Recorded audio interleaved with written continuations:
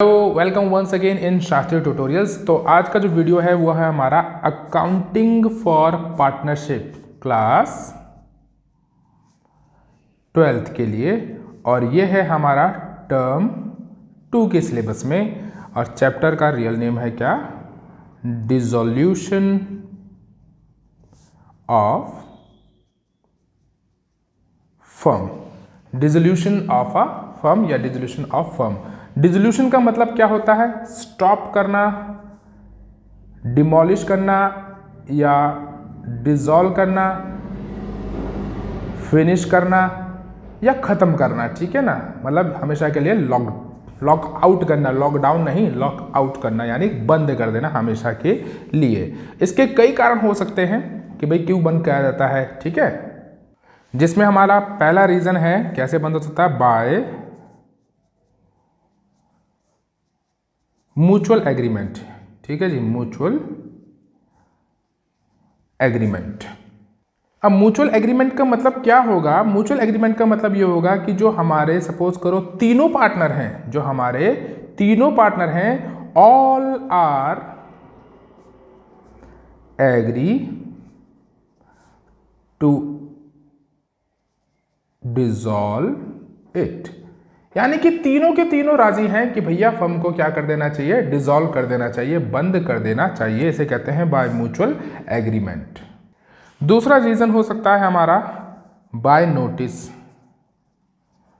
Bye notice ये उन firm के लिए है जो पार्टनरशिप हमारी क्या होती हैं, जो पार्टनरशिप हमारी होती हैं एट विल पर। ठीक है ना, विरासत के रूप में जो होती हैं। तो इसमें क्या होगा? इसमें जो होता है सेक्शन 43 के अंदर, सेक्शन 43 के अंदर अगर ऑल पार्टनर्स एग्री हो जाते हैं कि भैया फर्म को डिसॉल्व करना है रिटर्न नोटिस में, और उनकी इंटेंशन भी होती है इसको बंद करना है, तो वो बाय नोटिस से आप इसको बंद कर सकते हैं फर्म को।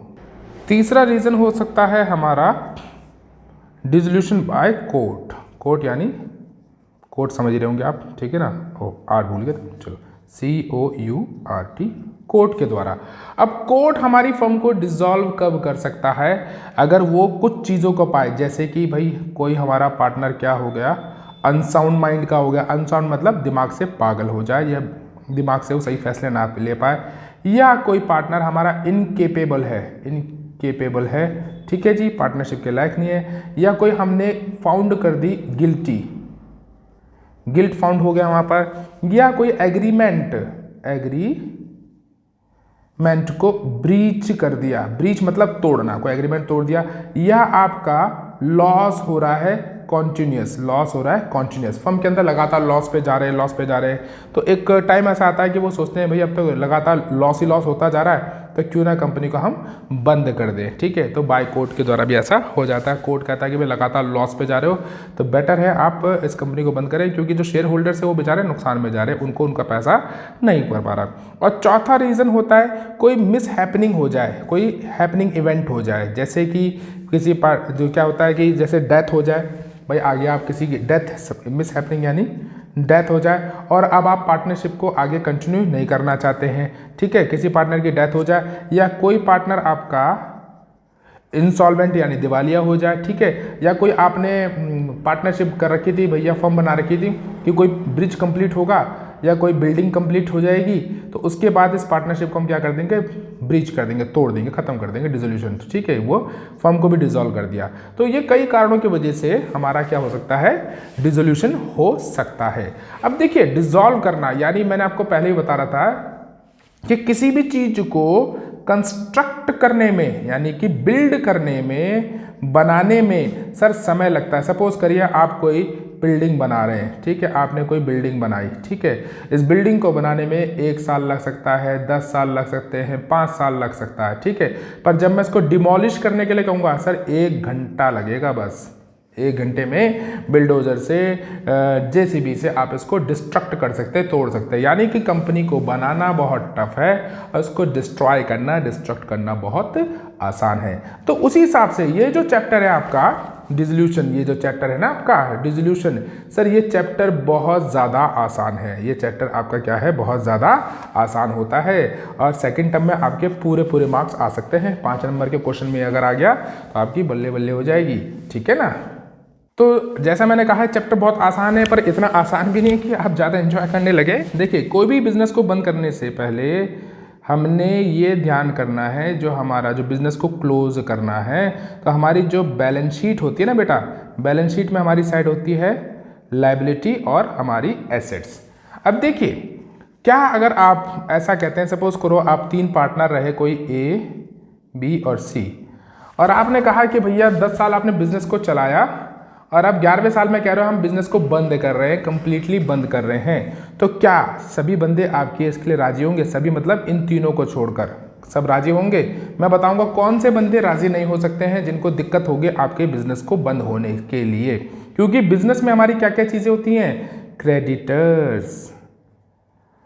जिस क्रेडिटर से आपने 1 करोड़ का माल उधार पे ले रखा है, क्या वो कहेगा कोई बात नहीं भाई साहब, बहुत अच्छा कर रहे हैं आप, सर बहुत बढ़िया कर रहे हैं, मैडम बहुत बढ़िया कर रही हैं, आप कंपनी को बंद कर रही हैं, ये जो 1 करोड़ है कोई दिक्कत नहीं, आप जब कंपनी बंद करें तो हमें ज़रूरत नहीं है, चलो जी, ऐसा हो जाएगा। या लोन ले रखा आपने 50 लाख का, क्या वो बैंक आपको छोड़ देगा? बिल्कुल नहीं छोड़ेगा। बिल्स पेबल वाले आपको छोड़ देंगे? सपोज करो 1 करोड़ के ये भी ले रखे आपने बिल्स पेबल, तो क्या आपको ये जितने भी बंदे हैं ये कौन है? हमारे आउटसाइडर्स हैं। क्या ये आउटसाइडर्स आपको जाने देंगे? वो बोलेंगे हाँ भैया बहुत बढ़िया कर रहे हो, बहुत समय से आप बिजनेस कर रहे थे, अब इस बिजनेस से आप बंद कर रहे हो तो अच्छा है, चलो हम भी कमा लेंगे, ऐसा होगा? सर ये बंदे आपको छोड़ेंगे नहीं, ये आपसे पैसा मांगे, आप देश के किसी भी कोने में चले जाओ, या आपके पीछे पुलिस लगा देंगे कि भैया हमारा पैसा हमें रिकवर कराओ। 1 करोड़ बेटा कम नहीं होते हैं, ठीक है ना? कितने जीरो होते हैं? 7 या 5? ठीक है, 7 जीरो होते हैं, ठीक है ना? तो आपको छोड़ेंगे नहीं, यानी आउटसाइडर्स का पैसा। अब सपोज करो एज लोन है, तो ए बोलेगा चलो कोई नहीं यार, अपना ही लोन है, कोई दिक्कत नहीं, क्योंकि जो फर्म होती है, यहाँ पर एक चीज़ समझिएगा, मैं आपको लिखवा रहा हूँ, ये आगे भी काम आएगी। जो फर्म होगी ये होता है फर्स्ट पर्सन, ठीक है जी, और जो पार्टनर्स होते हैं ना बेटा, इन्हें बोलते हैं हम सेकंड पर्सन्स, और जो आउटसाइडर्स होते हैं इन्हें बोलते हैं हम थर्ड पर्सन, यानी थर्ड पार्टी, ठीक है? ये चीज़ को याद रखना, भी डिस्कस करेंगे। फर्स्ट पार्टी कौन हुई? फर्म।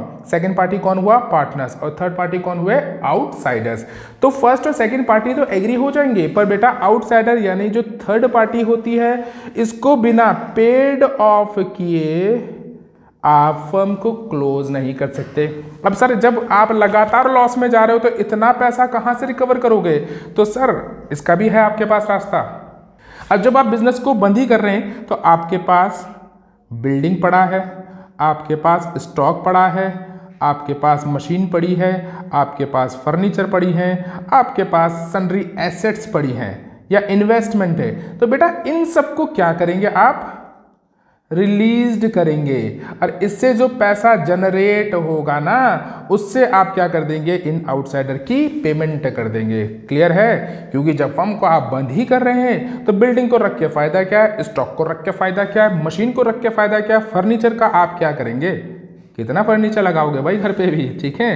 तो जितनी भी एसेट्स आपकी सोल्ड आउट हो सकती है उसको बेचिए, रिलीज करिए, ठीक है? रिकवरी, रिलीज का दूसरा नाम होता है रिकवरी। तो इसीलिए एक रिकवरी अकाउंट बनता है, जिसको अकाउंट की भाषा में बोलते हैं हम रियलाइजेशन अकाउंट। क्या बोलते हैं इसको हम?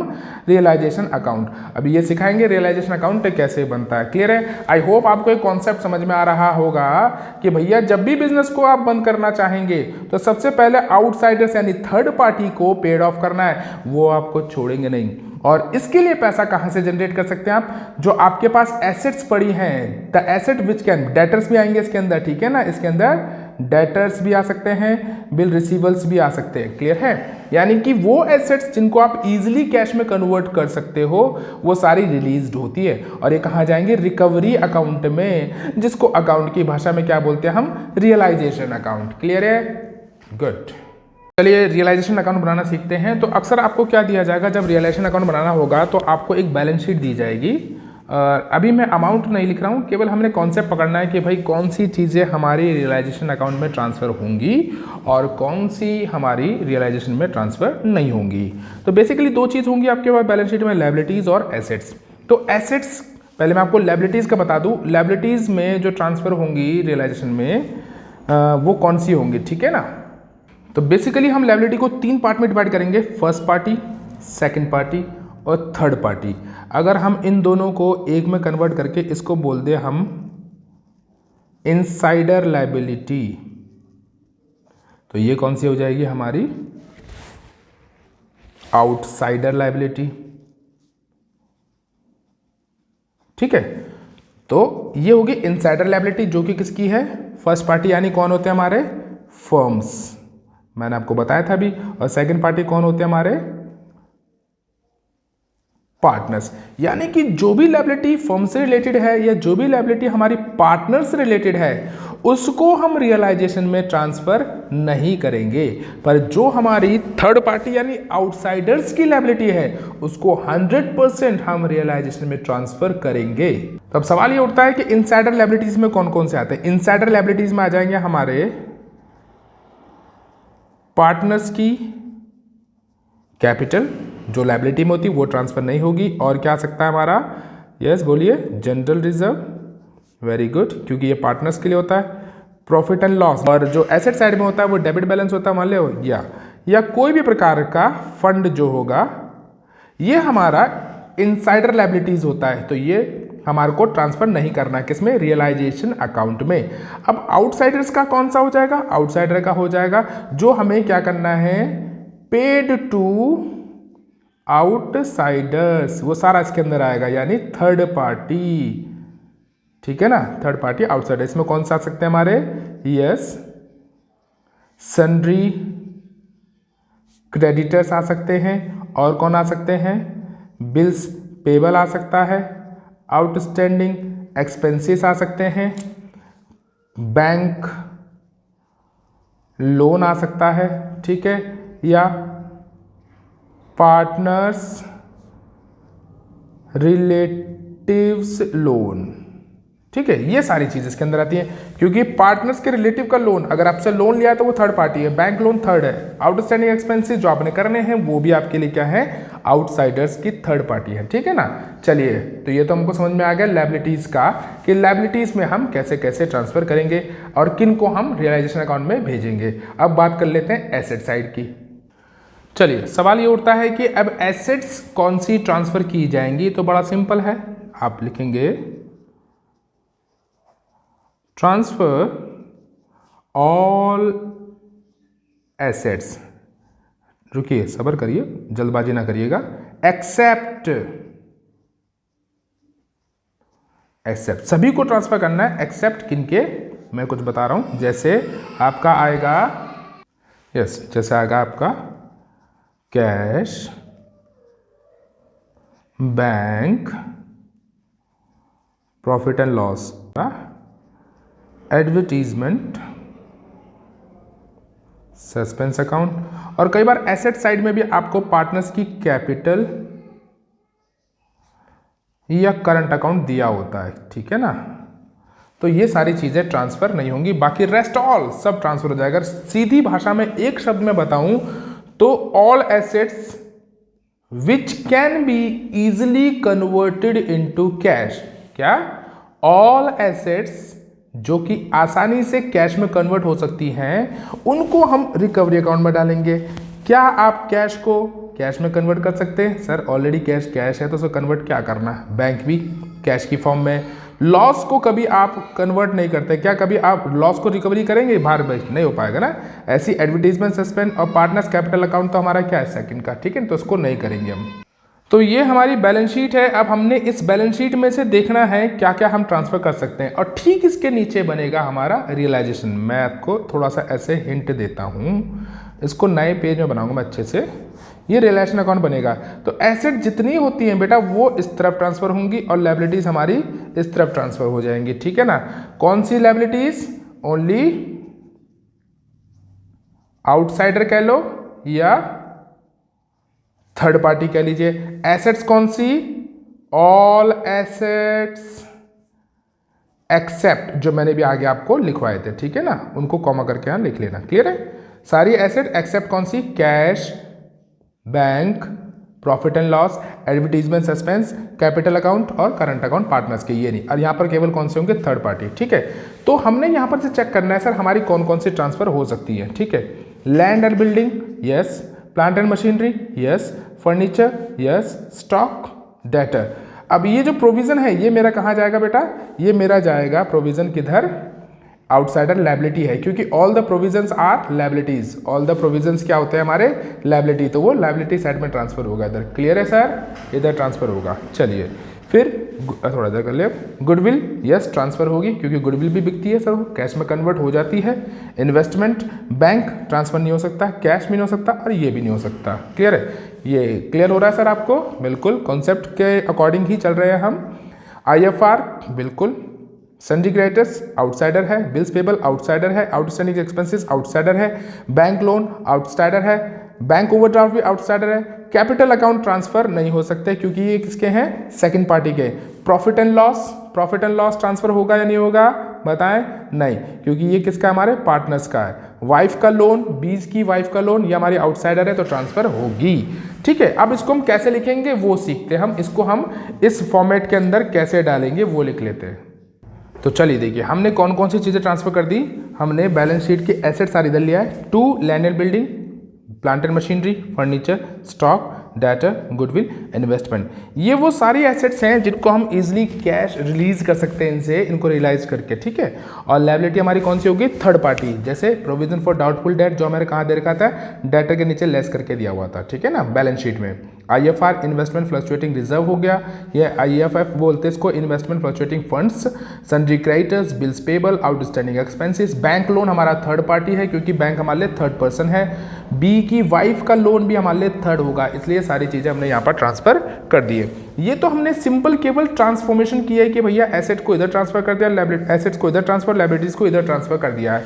अब कई चीज़ें ऐसी होती हैं कि अब यहाँ से कैसे पता चलेगा कि भैया हमने कौन सी एसेट से पैसा रिकवर हुआ है या कैसे नहीं हुआ है, चलिए वो समझते हैं हम। ठीक है, चलिए तो मैं यहाँ पर थोड़ा सा मार्क कर देता हूँ ताकि ये पता चलेगा। ये तो सिंपल हमारा ट्रांसफर हुआ है पुरानी बैलेंस शीट से। अब हमारी जो एसेट्स हैं बेटा, हो सकता है लैंड एंड बिल्डिंग हमारी सोल्ड आउट हो जाए, बिक जाए, बेच दें हम उसको, कोई ले जाए, कोई पार्टनर ले जा सकता है, या उसको हम कैश में बेच सकते हैं या बाय चेक बेच दिया हमने। सपोज करिए हमारे पास लैंड जो थी 1 लाख की थी, वो 2 लाख में चली गई या 50,000 में चली गई। हमें रियलाइजेशन में इससे मैटर नहीं है कि हमारी जो वैल्यू थी लैंड और बिल्डिंग की कितने में गई, बस पैसा आना चाहिए। देखिए बिजनेस बंद हो गया, अब वो एसेट हमारे लिए जीरो हो चुकी है, अगर वो उसको हम बेच के कुछ पैसा रिलीज करते हैं वो हमारे लिए प्लस पॉइंट होगा। ठीक है ना, कितना पैसा आता है डजंट मैटर, पैसा आना चाहिए।